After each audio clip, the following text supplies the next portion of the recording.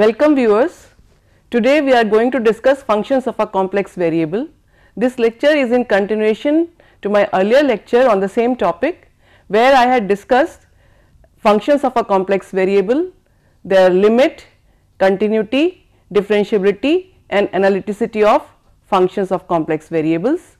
There I have introduced some elementary functions like powers of z, polynomial functions, rational functions, irrational functions and transcendental functions I am going to discuss today.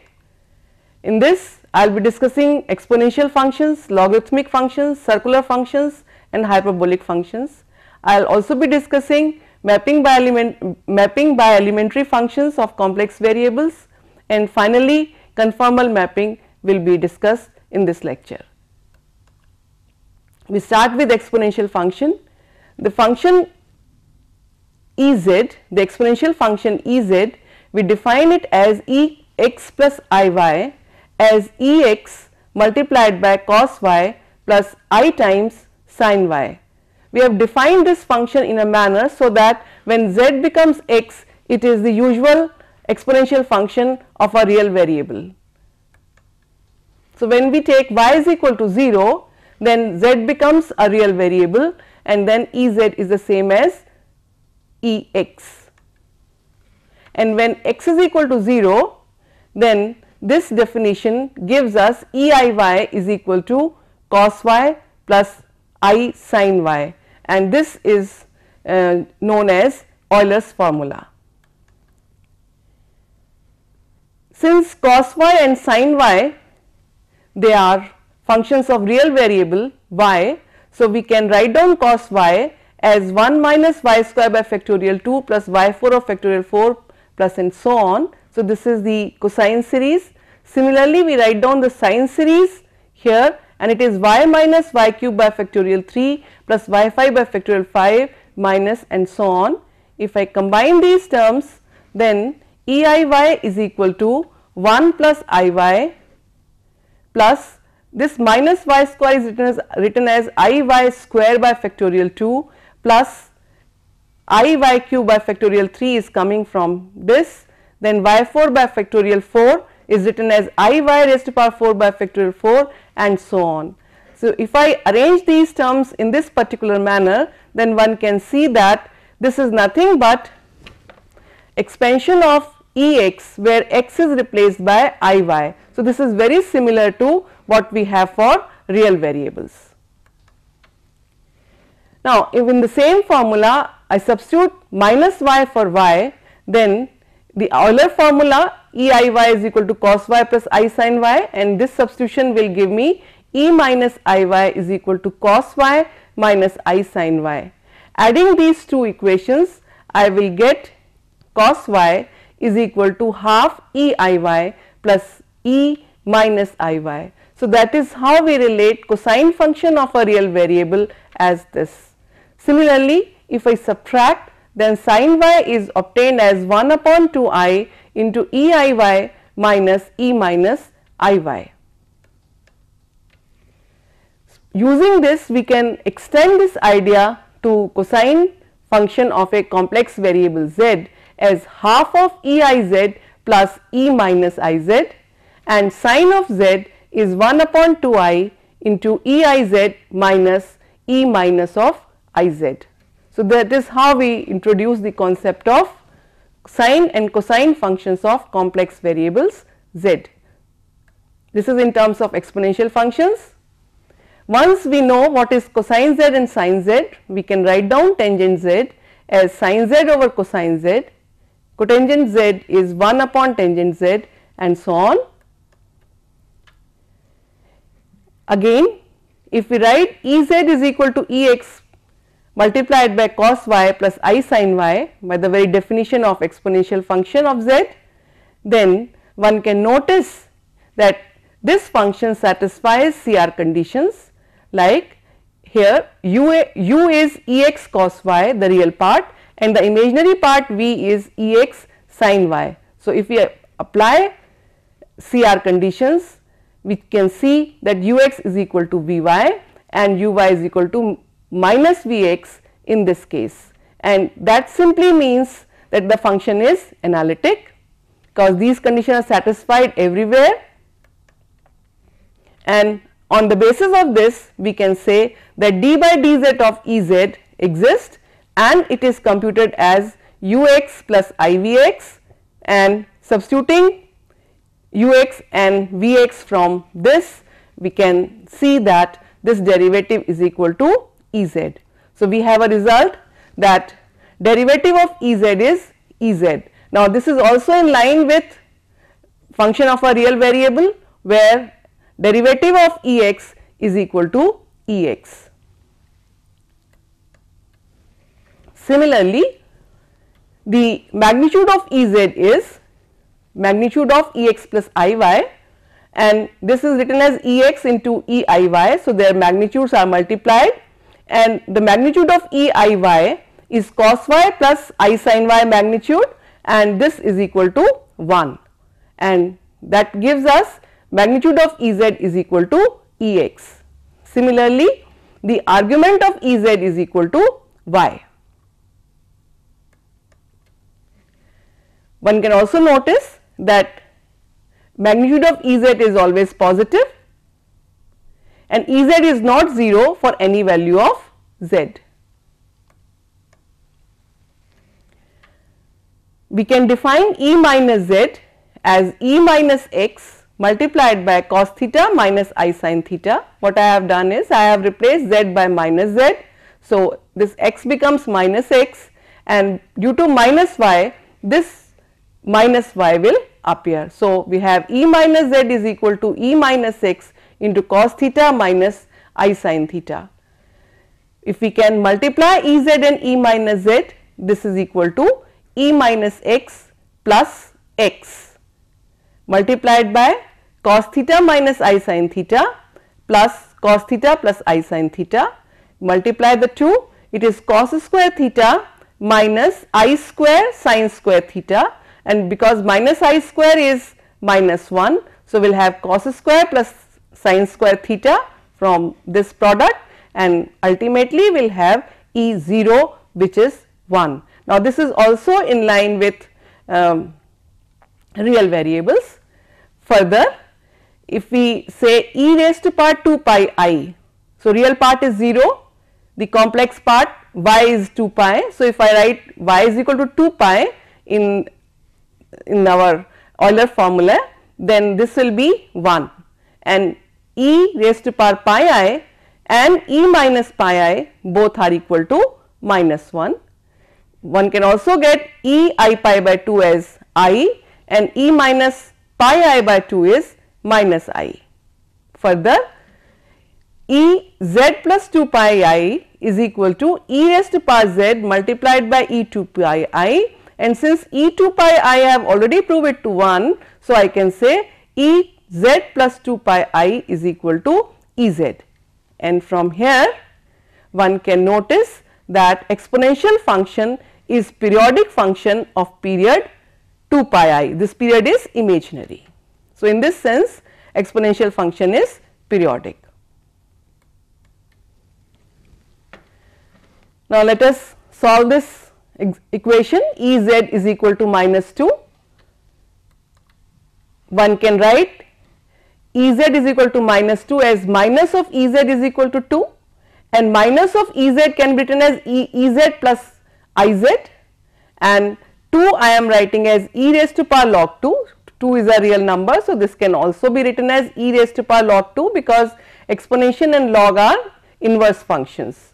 So, from here if I compare, then z is equal to log 2 minus I pi, or in general it is z is equal to log 2 plus 2 n pi I have added because it is a periodic function. So, it is I times 2 n minus 1 pi, and this gives me x is equal to log 2 is the real part, and y is equal to I 2 n minus 1 pi, and n can take values 0, 1, 2 and so on. So, this is the solution of given equation. We will continue with this definition. Cos x is equal to e I x plus e minus I x by 2, sin x is equal to e I x minus e minus I x by 2 I.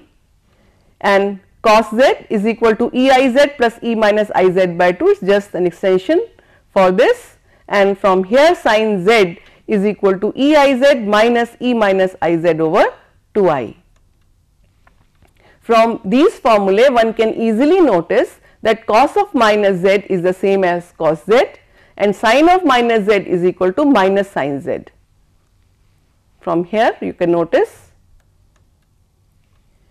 and since cosine and sine are expressed in terms of e I z and e minus I z, and since we have already said that e I z and e minus I z are analytic functions, so their sum will also be analytic and divided by 2 is also analytic. The same way sin z will be analytic. So, we conclude that both sin z and cos z are analytic functions of z. Further, tan z is analytic except for the points where cos z becomes 0, because at those points tangent z will not be defined. So, d by dz of cos z is equal to minus of sin z.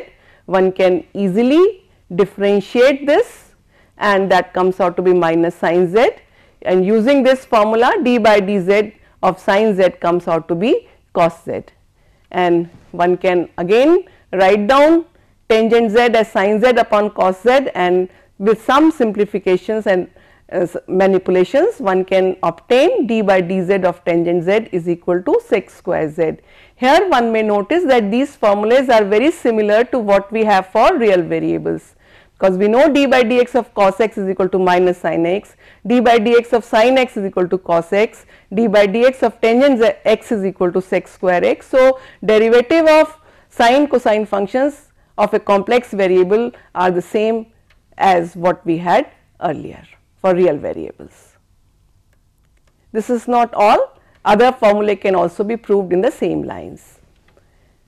And from the way we have defined sine function and cosine functions, one can further notice that these functions, sine and cosine functions, are also periodic functions and they are of period 2 pi. You can check it.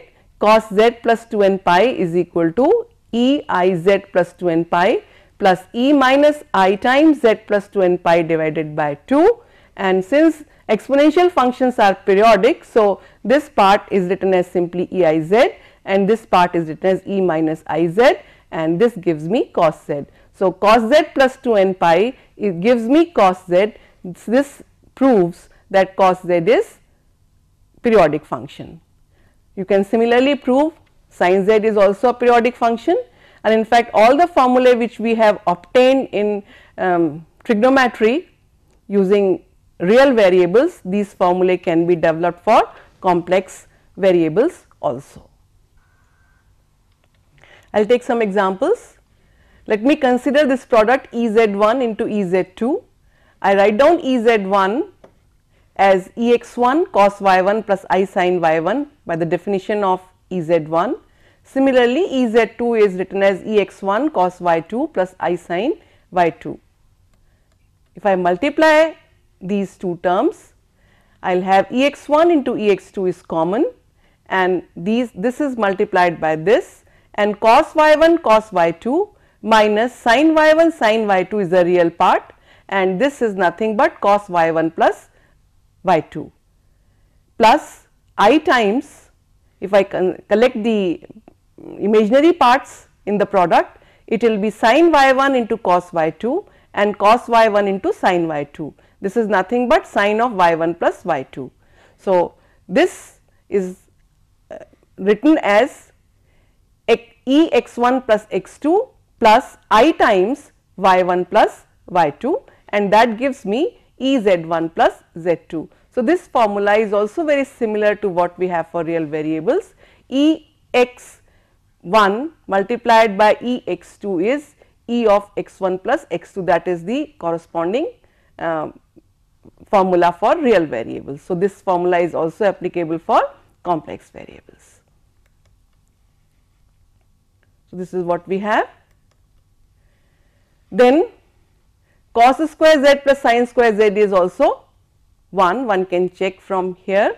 I am writing 1 upon 4 e I z plus e minus I z whole square for cos square z, and this is written for sin square z. We can expand these two and it comes out to be e to I z plus 2 times e minus 2 I z by expanding this, and from here I will be getting e to I z minus 2 plus e minus 2 I z, and we can see that these terms will get cancelled and we will have 2 plus 2, that is 4, and this 4 and 4 will get cancelled and we will have 1. So, similarly we can develop all those trigonometric formulas which we have studied for real variables. They can be proved for complex variables. Then we come to logarithmic functions. Logarithmic function is defined as the inverse of the exponential function.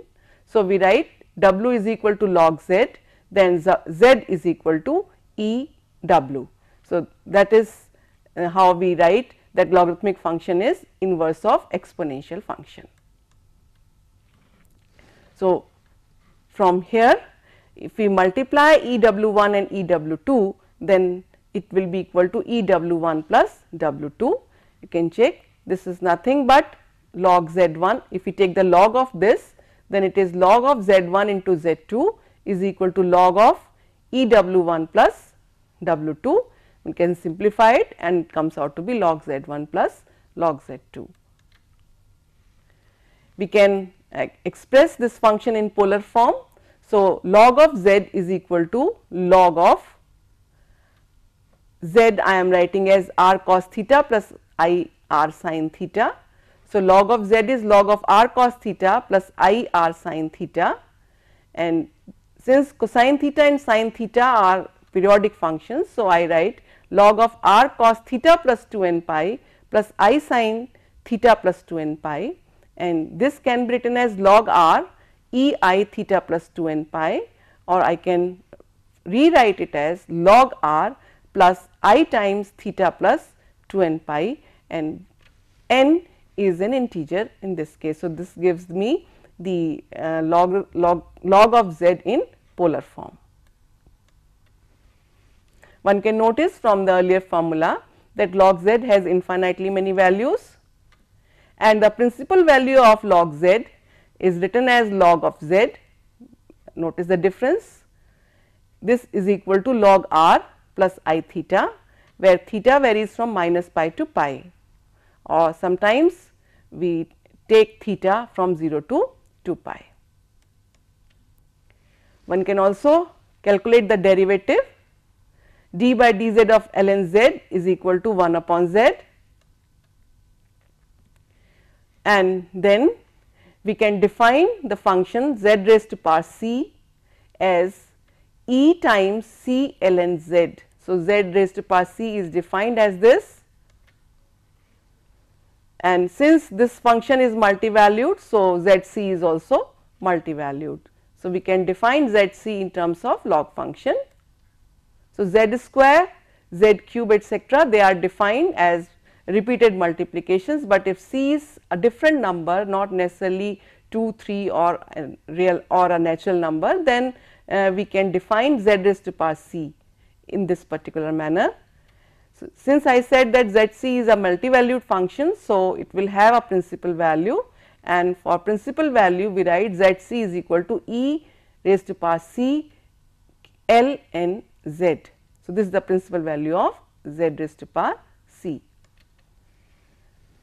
We, after defining trigonometric functions, we can define inverse trigonometric functions, and they are defined in the same manner as that for real variables.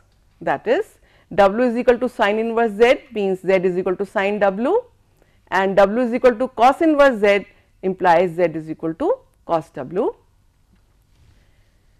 We can we are here defining hyperbolic functions. They are defined as sin hyperbolic z is equal to half of E z minus e raised to power minus z, and cos hyperbolic z is defined as half of E z plus e minus z. And once we have defined hyperbolic sine and cosine functions, we can define other functions also. Tangent hyperbolic z is sin hyperbolic z divided by cos hyperbolic z, cot hyperbolic z is 1 upon tangent hyperbolic z, sec hyperbolic z is 1 upon cos hyperbolic z, and cosec hyperbolic z is 1 upon sin hyperbolic z. On the basis of this, we can prove the same formulae. Sin square z plus sin square z is equal to sin cos square z plus sin square z is equal to 1, and one can prove on the same lines that cos hyperbolic square z minus sin hyperbolic square z is equal to 1, and this is what we have for real variables also. So, in place of x, in place of z, suppose we have x, then this is the formula which we have already developed. Similarly, one can write down cos Iz is equal to half of Eiz plus E minus Iz, and this is nothing but half of E minus z plus Ez, and that gives me cos of Iz is equal to cos hyperbolic z. Similarly, sin Iz is I times sin hyperbolic z, that is how we relate the trigonometric functions and hyperbolic functions. So, cos hyperbolic z is cos z, and sin hyperbolic z is sin hyperbolic Iz is equal to I times sin z. We can further prove the formulae which we have done for real variables for hyperbolic functions also. Sin hyperbolic z of z1 plus z2 is equal to sin hyperbolic z1 cos hyperbolic z2 plus cos hyperbolic z1 into sin hyperbolic z2. So, all these are the formulae which we have already discussed in our school days, but that they were for real variables. Now, we have for complex variables. So, all these formulas can easily be established. After that, we discuss inverse hyperbolic functions. W is equal to sin hyperbolic inverse z implies z is equal to sin hyperbolic w, and w is equal to cos hyperbolic inverse z implies that z is equal to cos hyperbolic w. And from these definitions, one can easily prove that sin hyperbolic z plus pi I is equal to minus sin hyperbolic z. This is how we prove this result. Now, in this example, I will show that tan hyperbolic inverse z is equal to half of log 1 plus z over 1 minus z. To prove this, I consider tan hyperbolic inverse z is equal to w, and from here we can say z is equal to tan hyperbolic w, and tan hyperbolic is sin hyperbolic w divided by cos hyperbolic w. So, this is the formula for I have for sin hyperbolic, this is for cosine hyperbolic. Then we simply simplify this expression as 1 plus z over 1 minus z is equal to E w minus E minus w plus E w minus E minus w, and similarly this denominator is 1 minus z, and simplifying it, this gives me E to w.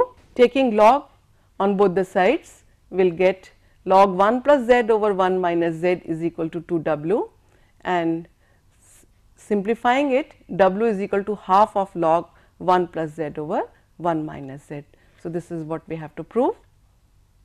So, that is how we apply various operations on tangent hyperbolic functions and log functions. Now, many times we need to separate the real and imaginary parts of a function. So, I will give some examples to illustrate this.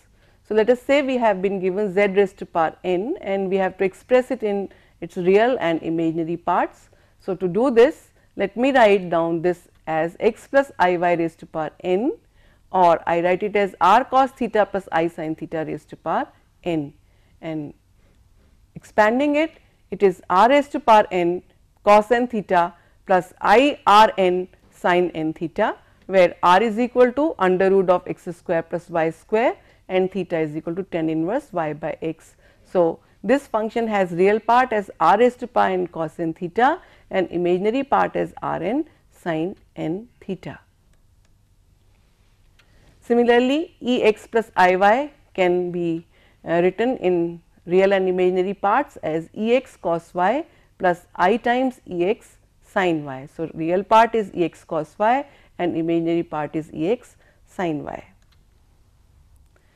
log x plus iy is log of r cos theta plus I r sin theta, and this can be written as log r into e raised to power I theta. Taking log, we can say r is the real, log r is the real part and theta is the imaginary part of log x plus iy. Then sin x plus iy can be written as sin x cos iy plus cos x sin iy, and from here sin x is equal to cos hyperbolic y, and sin iy I write it as I times sin hyperbolic y. So, that gives me imaginary part as cos x sin hyperbolic y. Similarly, cos x plus iy is expressed as cos x cos hyperbolic y as the real part and sin x sin hyperbolic y as the imaginary part of cos x plus iy. Cos hyperbolic x plus iy is equal to cos hyperbolic x cos hyperbolic iy plus sin hyperbolic x into sin hyperbolic iy, again making use of the definitions which we have already given for hyperbolic functions. I write cos hyperbolic iy as cos y. So, real part of this function is cos hyperbolic x cos y, and from here we get the imaginary part as I sin hyperbolic x into sin y. So, this is how we can separate out the real and imaginary parts of some elementary functions. Then complex power of a complex number. So, let us say I have a number x plus iy and here the power is alpha plus I beta. So, this can be expressed as e raised to power alpha plus I beta into log of x plus iy. This I have already discussed that you can express this in terms of log function.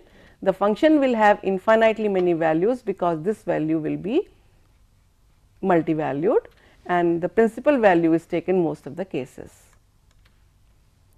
Let me illustrate this with a simple example, I raised to power I.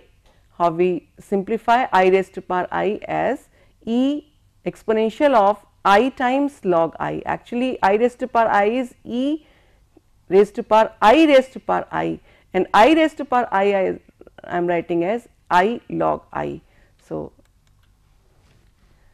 simplify taking log I log I is equal to I log of, this is nothing but cos 2n plus half pi plus I sin 2n plus half pi. I am writing the general value here and simplifying it, it is e I times log e 4n plus 1 pi by 2, and this is simplified as I square 4n plus 1 into pi by 2, which can be further simplified to minus 4n plus 1 multiplied by pi by 2.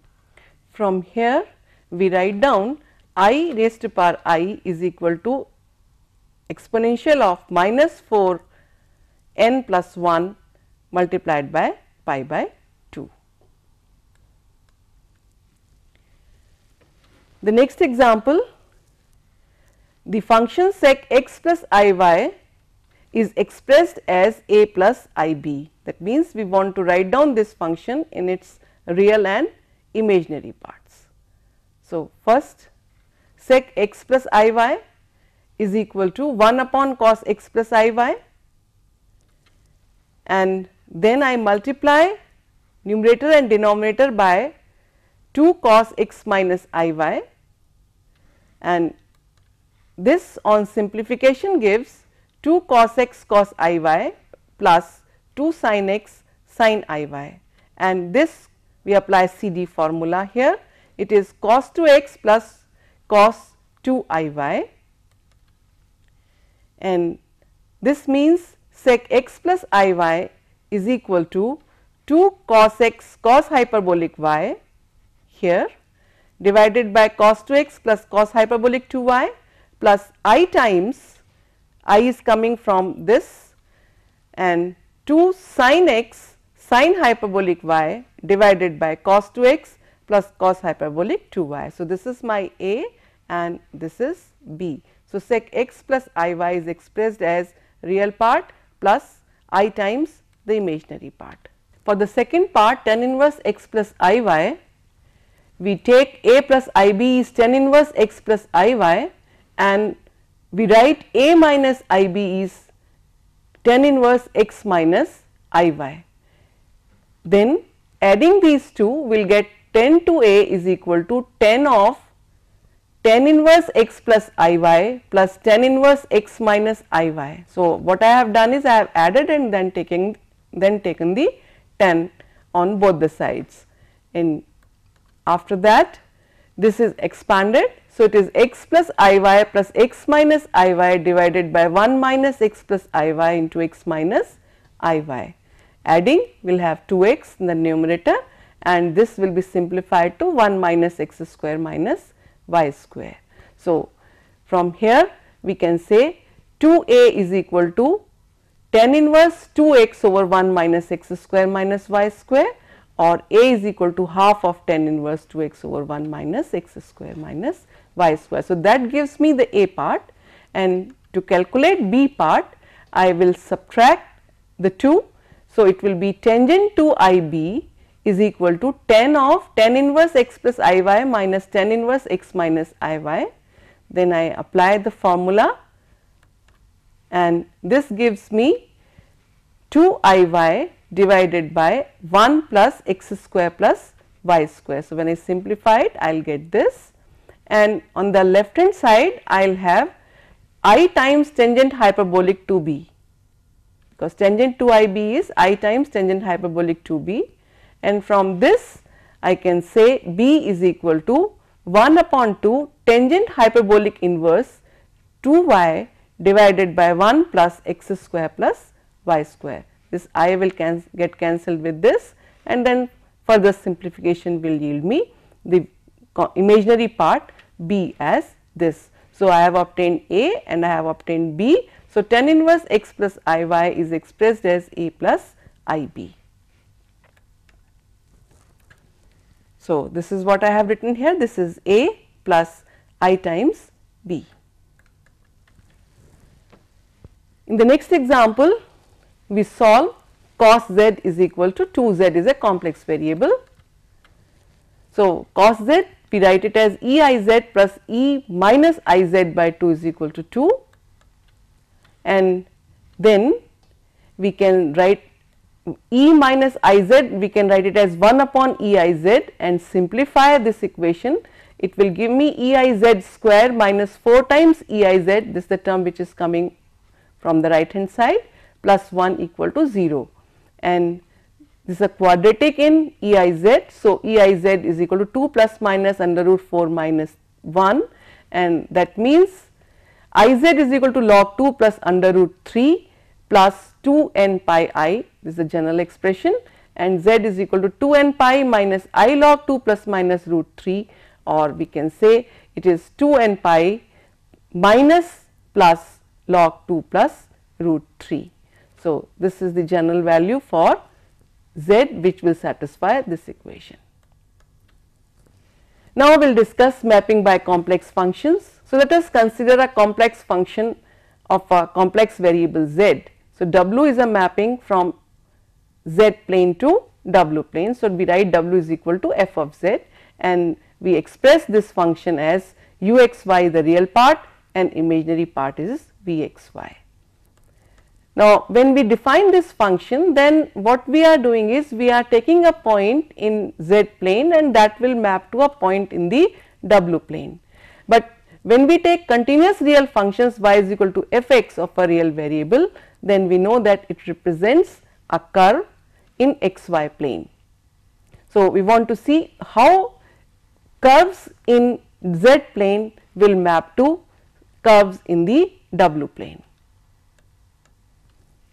So, set of points in z plane map to set I of w plane. So, let us consider the set S of points in z plane, they will map to an image I of w plane. So, if the set of points lie on a curve, then how the mapping will be done, or what is the relationship between two sets in two different planes. So, let us say S is the domain and I is the image of mapping, and we have a function f from S to I. For specific properties, we consider curves in z plane and their images in w plane. So, this is what we are going to do or next of the examples. Now, to describe this, we discuss level curves. So, the level curves are x is equal to constant, these are horizontal lines. How horizontal lines will map to W plane under the given transformation, or how vertical lines y is equal to constant will map to W plane. Circles r is equal to constant in z plane, how they map to W plane, and radial lines passing through origin, how they map to W plane. So, these are some of points of our interest. So, these curves are called level curves in z plane. Similarly, we can talk about level curves in W plane, that is, what is the curve for which u is equal to constant is an image, v is equal to constant is an image, or what are the curves in z plane that will map to circles in W plane, or circles are r is equal to constant, or what are the curves in z plane that will map to radial lines phi is equal to constant in W plane. So, for this, let us take an example. We have f z is equal to z square, and this means f z is equal to x square minus y square plus 2 times I x y. So, this is the real part and this is the imaginary part. And if we express this function in polar form, then z is equal to r e I theta, or we can say w is equal to r e I phi. So, this is the point z, but in W plane it will be z square. So, I am writing f z as w, let us call it r e I phi. So, if I compare, then one can notice that r is nothing but r square, because z square is r square e 2 I theta. So, comparing the two, I will have r is equal to r square and phi is equal to 2 theta. By this I mean to say that this is z plane and this is a radial line, theta is equal to constant, this is another radial line, theta is equal to constant, this is a circle z is equal to a constant, this is another circle center at origin, but with a different constant. So, let us see how these 4 different curves will map on W plane under this transformation. So, let us see, this is the situation when we consider this line theta is equal to theta 1, then this suggests that this line will map to a radial line with angle equal to 2 theta. So, this radial line will move to this position. If this angle is theta, then this angle will be 2 theta. Similarly, this line will be mapping to this line where the slope of this line is 2 theta 1, then slope of this line will be 2 times theta 1. So, the slopes are doubled. So, this is the mapping of this where the slope is double of this, and this line will map to this line. Now, when we come to this circle, then this circle is r, but this is its image, its radius will be r square. So, this radius is different than this. If it is r is not equal to 1, then this will be the image of the interior circle, and then this circle will map to this circle. So, that is how circles are mapping to circles and radial lines are mapping to radial lines. Circles are mapping to circles, but the radiuses are changing, and similarly radial lines are mapping to radial lines, but their slopes are changing. So, that is how under this transformation these level curves, circles and radial lines will map to circles and radial lines in W plane. Now, many times we may be interested to know how this is u is equal to constant line and this is v is equal to constant lines. What are the curves which will map to these lines? So, if we will see our function x square minus y square is equal to u and 2xy is equal to v, then this line will be actually having a hyperbola on xy plane. The hyperbola is x square minus y square is equal to constant. Similarly, this line will be the image of a hyperbola in z plane, and that plane will be, that hyperbola will be xy is equal to constant. So, these are two different W planes. Here we have the circles and here we have the radial line, where we have the level curves. So, this is u is equal to x square minus y square, and this is v is equal to 2xy. So, this we have already discussed. Then we come to another function f z is equal to z raised to power n. Now, in this case again I am writing r e I phi, the w plane, and this will be r n e I n theta in terms of r n theta, and from here we can say that r is equal to r raised to power n and phi is equal to n theta. So, this means unit circle transforms into unit circle. So, if we have a unit circle r is equal to 1, then capital R will be also 1. Further, initial line theta is equal to 0, then phi will also be 0. So, initial line will transform to initial line under this transformation.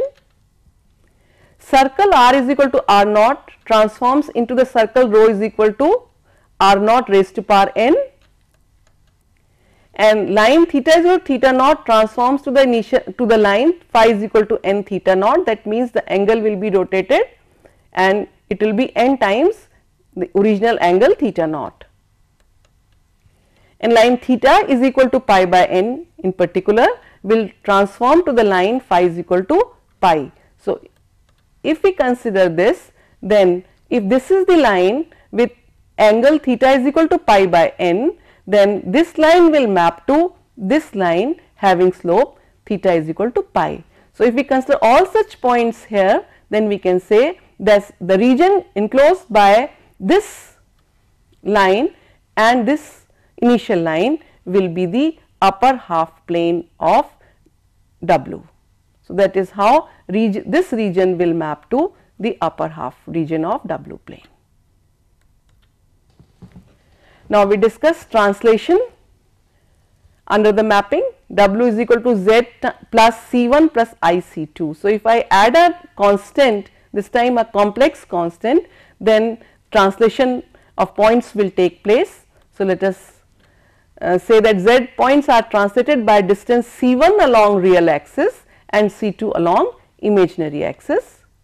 And if we consider transformation W is equal to Bz, then this transformation means that W is equal to R E I theta, that is Z, and let us say B is a complex number which can be expressed as B times E I C. C is a constant, B is a constant.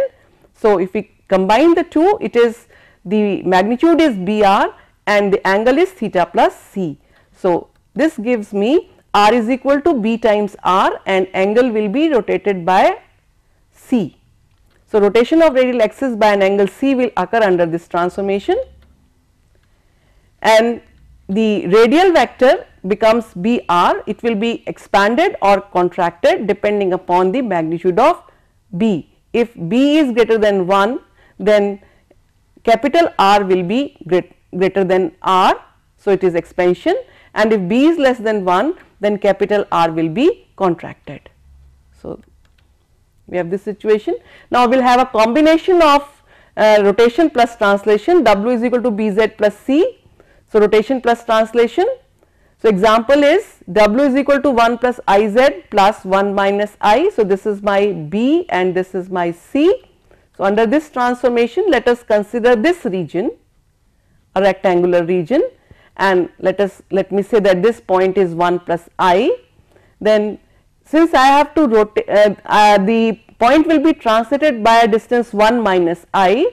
So, under this translation, this rectangle will move to this rectangle, and because of this term it will be translated and this will rotate an angle of pi by 4. So, this will finally be moved to this position under this transformation. In another example, W is equal to Iz, which is more simplified than this. Let us consider this infinite strip. This is x axis, this is y axis, and let us say this is of distance 1 and this is an infinite strip. So, under this transformation, this strip is rotated by an angle pi by 2, and with this W becomes I x plus I y, and this gives me u is equal to minus y and v is equal to x, and that is how this strip will move to this strip in W plane.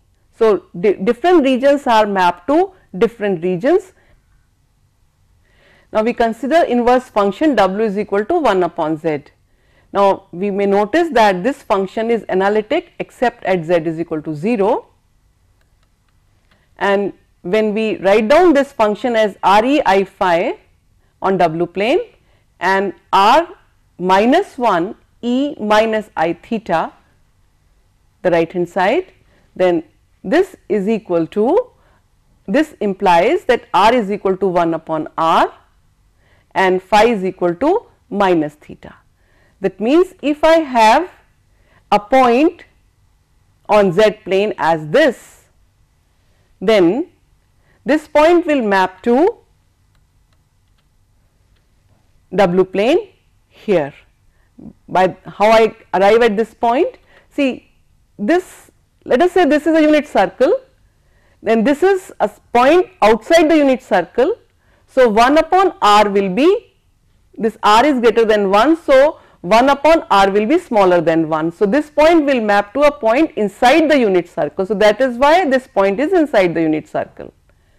So, this is r is equal to 1 upon r, but what is the effect of this? Phi is equal to minus theta. So, if this angle is theta, then this point will lie on the line which is a mirror image of this line about this initial line. So, this line is will map to this point.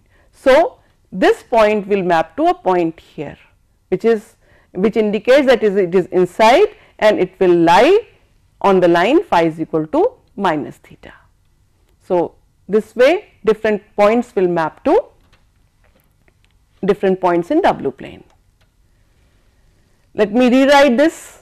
W is equal to u plus iv as 1 upon x plus iy, and we can simplify it. So, u is equal to x over x plus y square and v is equal to minus phi over x square plus y square. This can be obtained by getting rid of this plus iy in the denominator. So, we will have u is equal to this expression and v is equal to this, and from here one can notice that if we have a circle, general equation of circle is a x square plus y square plus bx plus cy plus d equal to 0. It is a quadratic equation, and this will represent a circle when a is not 0, and when a is equal to 0, this part will not be there, it will represent a straight line.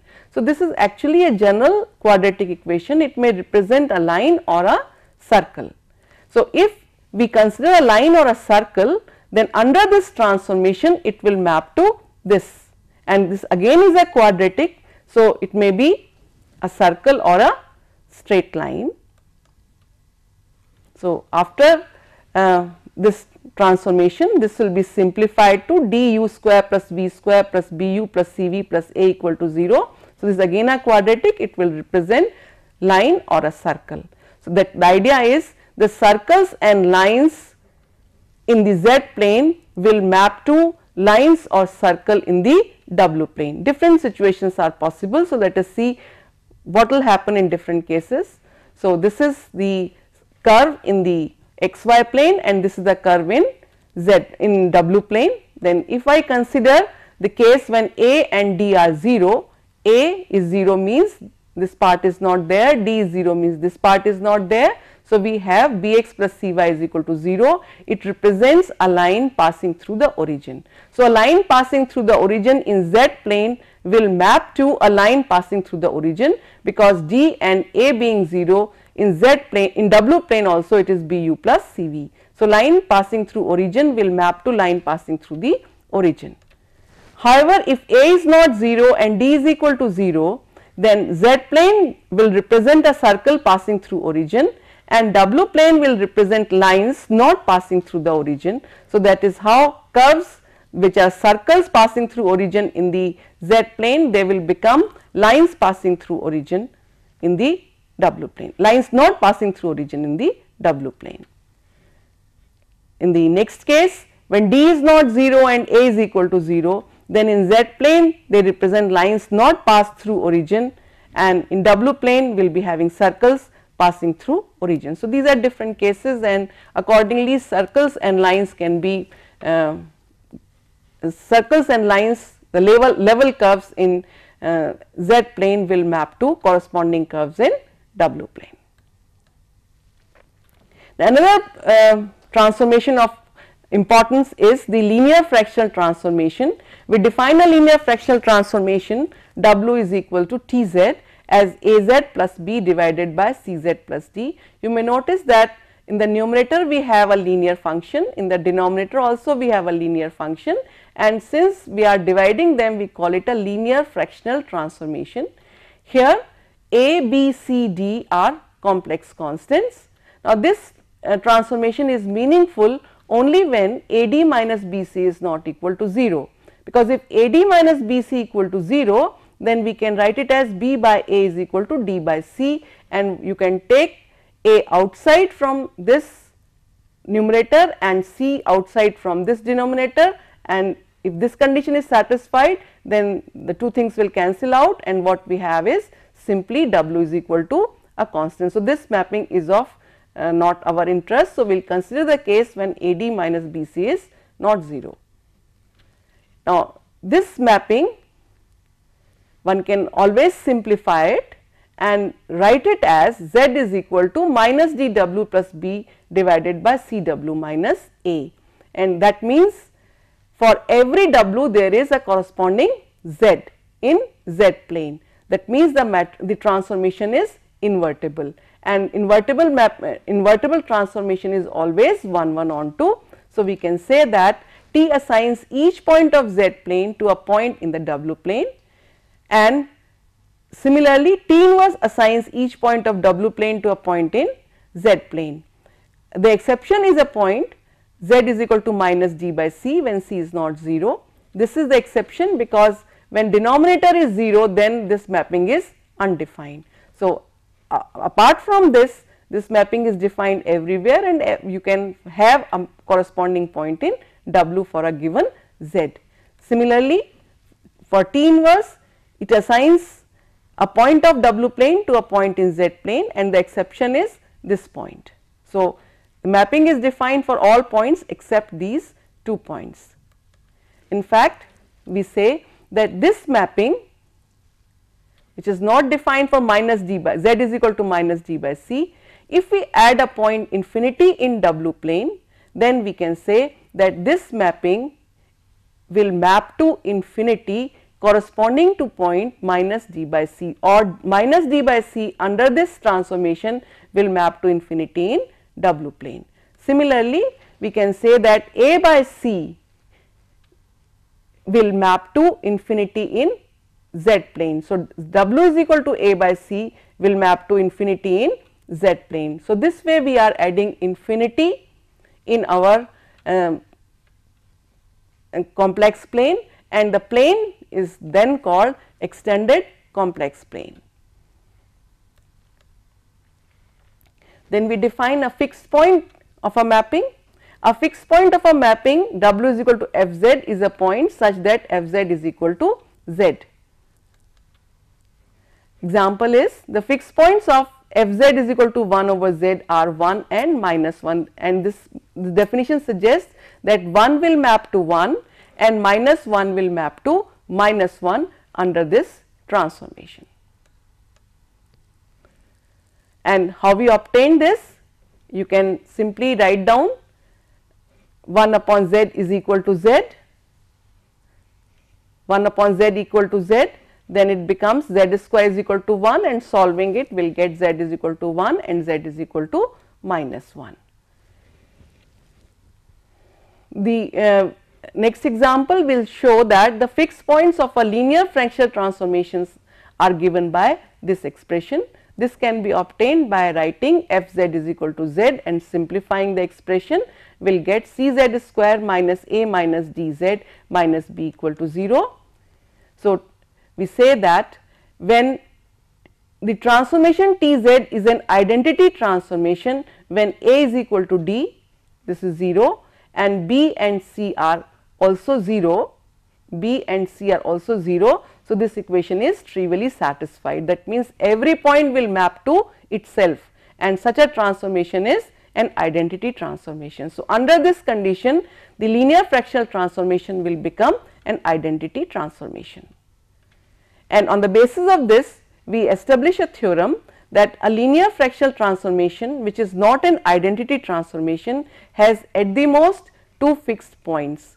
One can notice that if this condition is not satisfied, that it is not an identity transformation, then the fixed points are given by this quadratic, and this quadratic gives us only 2 points.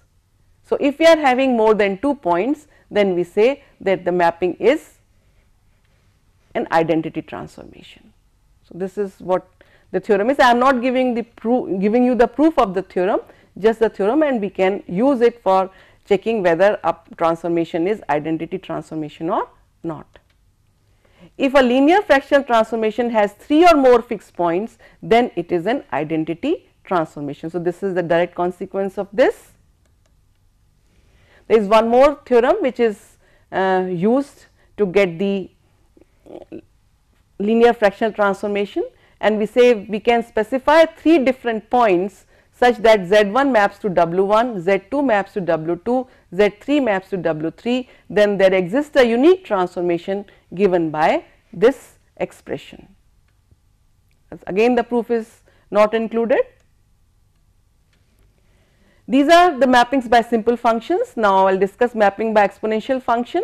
So, if we have W is equal to Ez, then u plus iv is equal to ex plus iy is equal to ex cos y plus I sin y by the definition of exponential function, and this gives me u is equal to ex cos y and v is equal to ex sin y, and from here we say rho is equal to ex, phi is equal to y.